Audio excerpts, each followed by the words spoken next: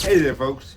Today we are going to do something analyzing this deal. Okay, so remember, as a real estate investor, this is in Indianapolis, Indiana. This is we're thinking toward $170,000. Right? Let's go with 3% just to make things fun.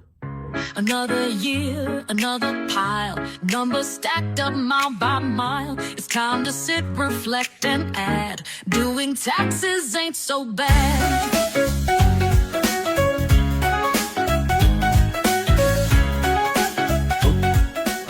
One thing you could do is you could lower the repair cost, but yeah, like I would talk to your contractor first before you lower that, because what you don't want to do is lower this and then get hit with a big CapEx bill later on. So let's just say that you talk to your contractor and he says he could fix it up, make it rent ready for, let's say, $15,000, okay? And then let's see, what if you bought this for $90,000? Would the numbers work then? Oh, and then something I forgot to do is I forgot to update the closing costs. So let's see, what is 3% of 90,000? 2,700. Maybe that will do the job.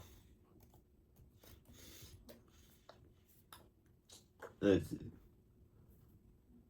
No, what will make this thing actually cash flow? This would never fly. You would not be able to buy this at this price. Wow. I don't know. I don't know what's wrong with this thing. I don't know why this thing's doing this. It makes no sense whatsoever. Vacancy available. CapEx. Yeah, because look, my vacancy's at 10%. That's being conservative. Maintenance, 10%. Yeah. And then CapEx. You know, back when I had this property, I was putting aside like $300 a month for CapEx. So that's weird. So something here. Don't worry about cap rates. Okay, cap rates is more for multi-family properties. Don't worry about that. Okay. Anyways, I don't want to spend all day on this, but what's interesting, you guys, is I bought this property for $40,000. I'm trying to show you if this thing will cooperate with me. Here we go. Okay, look, I bought it for $42,000 back in 2019, right? I fixed it up, and then I sold it to my friend for $85,000, right?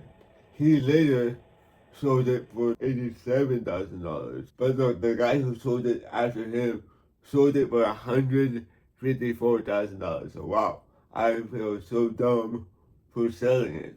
So moral of the story is never sell real estate, because if you hold it for long enough, the value will increase, but then you just have to worry about capital gains tax.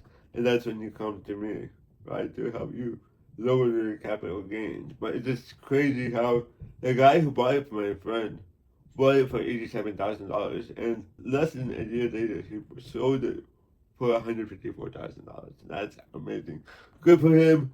So anyway, if you have any questions, please schedule a call with our team. I know that we were not able to get the BiggerPockets calculator to work properly today, but that's how you run a deal. Is you have to be mindful of property taxes, be mindful of operating expenses, property management fees, CapEx, and then vacancies, especially in today's market. Always consider that. Alright, thank you very much.